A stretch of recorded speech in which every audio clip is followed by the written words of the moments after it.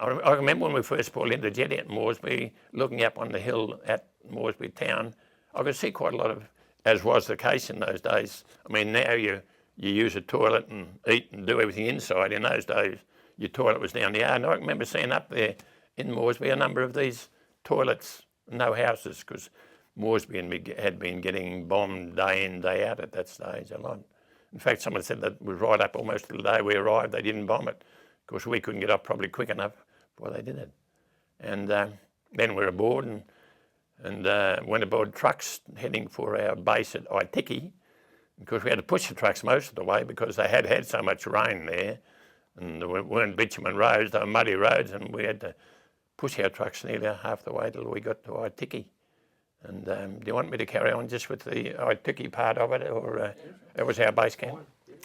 So we were based at Aitiki. You hear of another place called Kaiteki, which they went to later, but we were at Aitiki. And there we were there for a couple of days and built our own bits of shelters from the rain with palm leaves and that sort of thing. And I can well remember when we were being addressed there, being told what the job was in front of us. Never had a clue really where we were going, what it was like. Being told that they believed that about 1,200 Japanese had landed on the North Shore. And I can even remember to this day thinking to myself, oh, well, that's not bad odds. I mean, there'd be about 600 of us and probably the same as the 2nd, 14th. And I believe that at that stage, some CMF chaps thought that was the 39th, 50th. I thought that's pretty good odds. Didn't know that 1,200 was really turned out to be more like 12,000 as it seemed to happen. But we were ignorant of that. And that's how good the knowledge was that we were getting, intelligence knowledge. Then, of course, we set off for with no idea of what was going to happen of the trek over the Owen Stanley Ranges. I was at number 2 on the Bren gun, so I was in between with the number 1 and the number 3, carrying my rifle and the Bren, whichever, pretty heavy too, damned heavy. The Golden Stairs, that was the killer, and that's how you sort of started off your trek.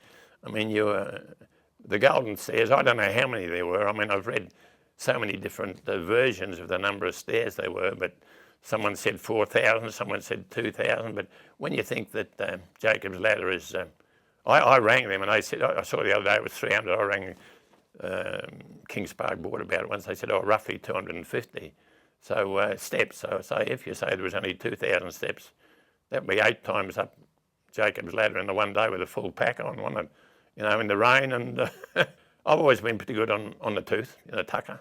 And when we got up to the top that day, I couldn't eat a morsel. I was so exhausted I couldn't eat. Someone gave me a Dixie of black sweet tea, which I'd never had in my life. It was like manna from heaven. And that was all I had for that day. I was so exhausted.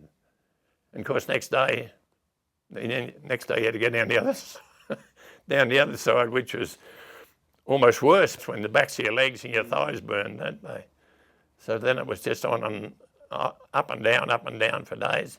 And I remember one day when we were travelling over some pretty open country, these aeroplanes went over, or fighter planes were over the top of us.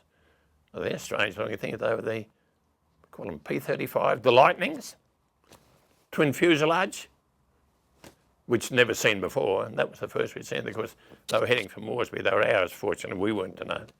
Heading probably up towards going to Abuari way.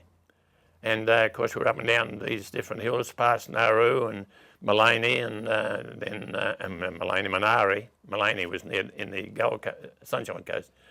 Manari, and then on to Maiola.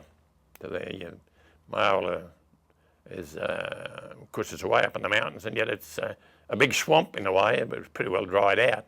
And that's where the biscuit bombers first came into operation, and of course they had been supposed to be there before us and dropped our supplies there, but as it so happened, the Americans, with all their knowledge, all their planes in Moresby apparently had been lined up like soldiers, and when the Japs hadn't come over, they just had bombed them, and I think they only survived about 2 DC-3s or whatever they called them at the time. And that's where we saw them. That was the first of the biscuit bombers. They'd come down one end of the swamp, and of course they didn't have parachutes on the stuff they dropped. They just kicked it out the side of the ship, so you could watch these wrapped up in blankets. You could watch these parcels land, and that they would land, and next thing they'd go like that, and bully beef and biscuits and ammunition or whatever would just be burst and explode. I did believe that they dropped us some mortar barrels, but the mortars just kept on going, went down into the ground, and they dropped, I don't know how they knew, but they dropped a big bag of mail for us. And one of our officers, Bert Madigan, he was in charge of 12th Platoon. He was from the northwest, and I reckon he was a good bushy. So he went out to get that bag of mail, and Bert came back about 3 days later. I think it was about 3 days before he found his way. So his platoon, 12th Platoon, went into action without him, because he was still, looking for the mail. But even though he was a bushy, he'd wandered that far out looking for the mail. He didn't, I don't know whether I suppose he found the mail eventually, I don't know. So from there then, when we had able to get our supplies, because Potsy wouldn't let us go down with them, and because we were only carrying our, what was it, about 50 rounds of ammunition, and that was all being dropped for us, you know, he wouldn't let us go without it. That's why we were a couple of days behind the 2nd, 14th. So then when we got going, we headed down and down towards where the shooting gallery was, and I can well remember when we got down towards it that would have been, without knowing, would have probably been overlooking Ishua Harbour.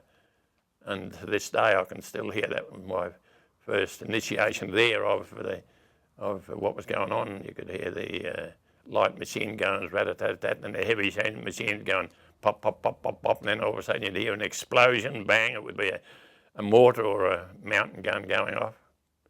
I'm not being a bigfoot about this, but it didn't worry you. You just heard this noise down in the valley, you know. And then we got our orders that we had to head to the right and look for the Japs up towards Abuari.